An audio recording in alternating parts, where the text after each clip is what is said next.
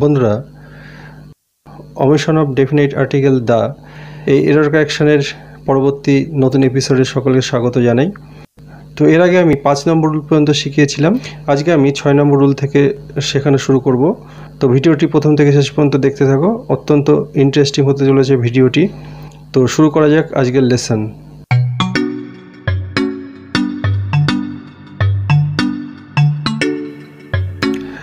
তো rule number 6 দেখো, ছুটির দিন বা হলিডে বা বিশেষ পর্বের দিন, ফেস্টিভ্যাল, সমস্ত ঋতু বা seasons, last, next, this week, month, year, days, যেমন মানডে, টুইসডে এটসেট্রা প্রভৃতির নামের পূর্বে দা বসে না।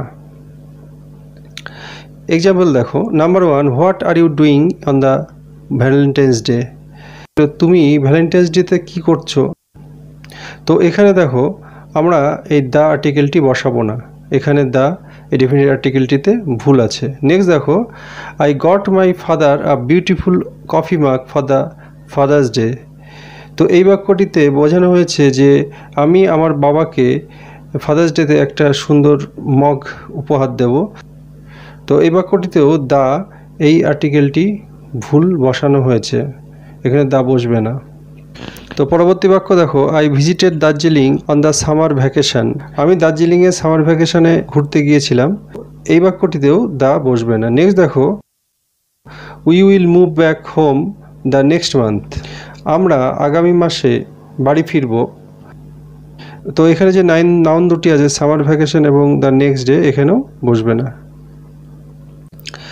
তো নেক্সট দেখো, রুল নাম্বার 7, ফিজিক্যাল জিওগ্রাফি বা প্রাকৃতিক ভূগোলের ম্যাটেরিয়াল নাউনগুলির পূর্বে, যেমন মহাদেশ, দেশ, রাজ্য, শহর, জলাশয়, লেক ও পাহাড়ের নামের পূর্বে দা বসে না।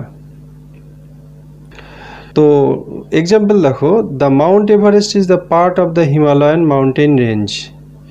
এখানে দ্য মাউন্ট এভারেস্টের এই নামের পূর্বে দা বসবে না, কিন্তু দেখো এখানে দা বসবে, কারণ হিমালয়ান মাউন্টেন রেঞ্জ বোঝানো হচ্ছে। নেক্সট এক্সাম্পল দেখো, I live in the Kolkata. এখানে কলকাতা, এই কলকাতার আগে না বসবে না, কারণ কলকাতা একটা শহরের নাম। তো আমরা জানি যে ফিজিক্যাল জিওগ্রাফি বা প্রাকৃতিক ভূগোলের ম্যাটেরিয়াল লাইনের পূর্বে তো আমরা দা বসাই না, কিন্তু এর অজস্র ব্যতিক্রম আছে। আমরা 8 নম্বর রুলে যাওয়ার আগে 6 এবং 7 নম্বর রুলের যে ব্যতিক্রমগুলি রয়েছে সেই ব্যতিক্রমগুলো নিয়ে আলোচনা করব। তো নেক্সট দেখো, 6 এবং 7 নম্বর রুল দুটির ব্যতিক্রম। তো নাম্বার 1 দেখো, the next train to Sealdah is a train. এখানে দেখো যে নেক্সট ট্রেন, এখানে দ্য এই আর্টিকেলটি বসবে। আবার দেখো দ্য নেক্সট ইয়ার, এখানেও দ্য আর্টিকেলটি বসবে। আমরা আগে শিখেছিলাম নেক্সটের পূর্বে দ্য আর্টিকেলটি বসে না, কিন্তু বন্ধুরা লক্ষ্য করো যে এই যে the next train are the next year, এর আগে দা বসবে। আবার দেখো কিছু দেশের নামের পূর্বে দা বসানো বাঞ্ছনীয়, যেমন the United kingdom, the United states, এর আগে দা বসবে। একইভাবে যে সমস্ত দেশের অনেক অংশ দূরবর্তী স্থানে ছড়িয়ে ছিটিয়ে থাকে, অথবা যে সমস্ত দেশ অনেকগুলি দ্বীপপুঞ্জ নিয়ে গঠিত, যেমন the Maldives, the West Indies etcetera, একইভাবে দ্বীপপুঞ্জের নামের পূর্বে দা বসে, যেমন দ্য আন্দামান অ্যান্ড নিকোবর।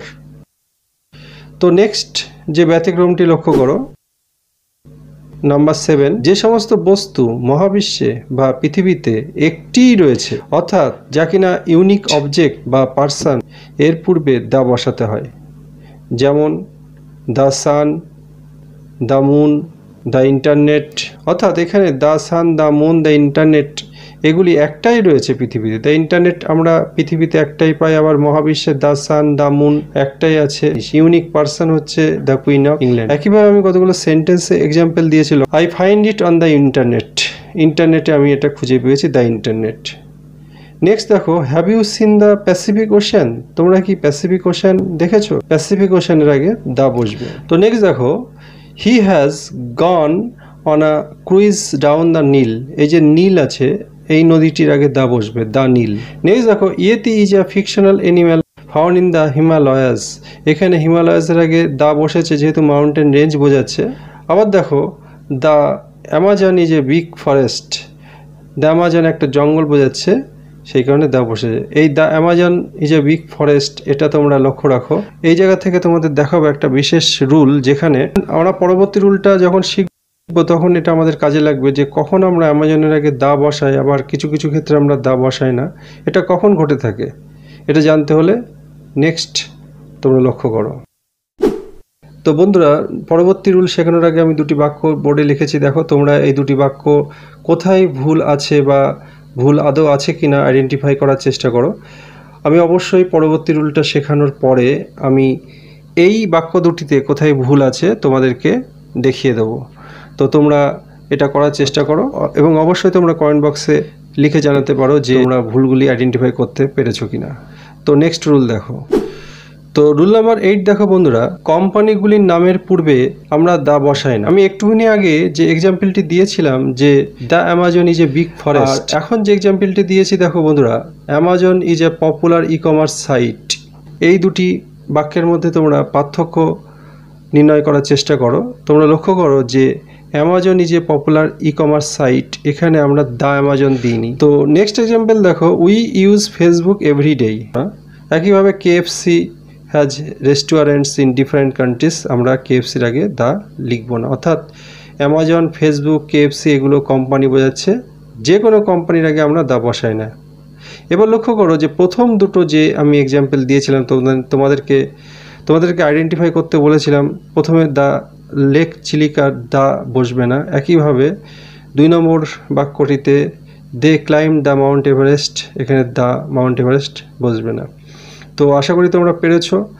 তোমরা অবশ্যই কমেন্ট বক্সে কমেন্ট করে জানাও যে তোমরা এই দুটি করতে পেরেছিলে কিনা বা উত্তরটা কি হবে।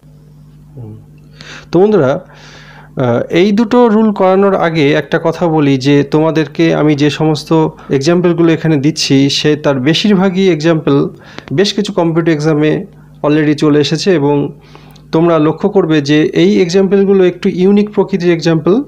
তো এই এক্সাম্পলগুলো তোমরা যদি সলভ করার চেষ্টা করো এবং বাড়িতে প্র্যাকটিস করার চেষ্টা করো, অবশ্যই তোমরা আশা করি কম্পিটিটিভ এক্সামে তোমরা অবশ্যই আর্টিকেল সংক্রান্ত যে সমস্ত এরার কারেকশান দেবে, আশা করি 100% উত্তর কারেক্ট করতে পারবে। তো তোমরা অবশ্যই বাড়িতে এগুলো প্র্যাকটিস করার চেষ্টা করো, এবং আমি তোমাদেরকে বলবো যে এর আগে যে এরর কারেকশানের আর্টিকেল সংক্রান্ত এপিসোডটা রয়েছে অবশ্যই সেটা দেখবে। তো এবার রুল নাম্বার 9 দেখো, গেম বা খেলাধুলার নামের পূর্বে দা বসে না।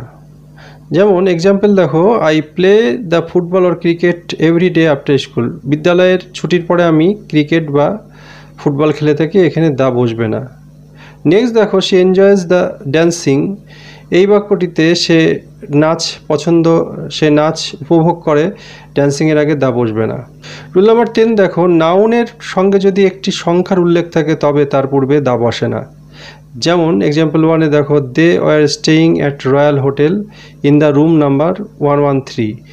এই যে রয়্যাল হোটেলের পরে রুম নাম্বার 113 লেখা আছে, তোমরা লক্ষ্য করো রুম একটা নাউন, কিন্তু আমরা যেহেতু 113 পেয়েছি আমরা এখানে দ্য আর্টিকেলটি বসাবো না। নেক্সট দেখো, the train to Bongaon will leave from the platform number 7। Platform একটা নাউন, কিন্তু এখানে যেহেতু নাম্বার 7 এই সংখ্যাটার উল্লেখ রয়েছে, সেহেতু অবশ্যই তোমরা মনে রাখবে যে এখানে আমরা এই দ্য আর্টিকেলটি বসাবো না। তো নেক্সট দেখো, রুল নাম্বার 11, অ্যাক্রোনিম এবং অ্যাব্রিভিয়েশনের পূর্বে দা বসে না। এক্সাম্পল দেখো, the UNESCO was formed in 1946। এই অ্যাক্রোনিমটির আগে দা বসবে না। আবার দেখো, he has an MCA from BESU অর্থাৎ বেঙ্গল ইঞ্জিনিয়ারিং সায়েন্স ইউনিভার্সিটি। তো এই বেসু এই অ্যাক্রোনিমটির পূর্বে দা বসবে। তবে ব্যতিক্রম আছে, অবশ্যই তোমরা ব্যতিক্রমগুলো লক্ষ্য করবে, এবং ব্যতিক্রমগুলোই মূলত পরীক্ষায় আসে। অ্যাক্রোনিমসগুলোর প্রতিটি লেটার আলাদাভাবে উচ্চারিত হয়ে দা বসাতে হয়। তো লক্ষ্য করো, আমরা এই অ্যাক্রোনিমটির আগে দা বসবে না, কিন্তু ইউএন এর আগে দা দিয়েছি। এটা খুব ভাইটাল বিষয়, তোমরা মনে রাখবে যে ইউনেস্কো কেন দা দিই না এবং ইউএনএ কেন দা দিই। আশা করি তোমাদের কাছে বিষয়টা ক্লিয়ার হয়েছে, কারণ আমাদের এখানে মনে রাখতে হবে যে লেটার আলাদাভাবে উচ্চারিত হলে আমরা দা বসাই। তো ইউএন আলাদা উচ্চারিত হচ্ছে তাই দা বসেছে, কিন্তু ইউনেস্কোর উচ্চারণটা হয় না আলাদাভাবে লেটারগুলি। একইভাবে the CID, the CBI, the SBI ইত্যাদি। এখানে প্রতিটার ক্ষেত্রে লেটার আলাদাভাবে উচ্চারণ হচ্ছে, সেই কারণে এই অ্যাক্রোনিমগুলো ব্যতিক্রম এবং এর আগে আমরা দ্য বসিয়ে থাকি। তো আরও আমাদের এই ধরনের কিছু omission of the definite article the এর রুলস রয়েছে। তো নেক্সট এপিসোডে আমি সেই রুলগুলোর বিষয়ে আলোচনা করব। So thank you.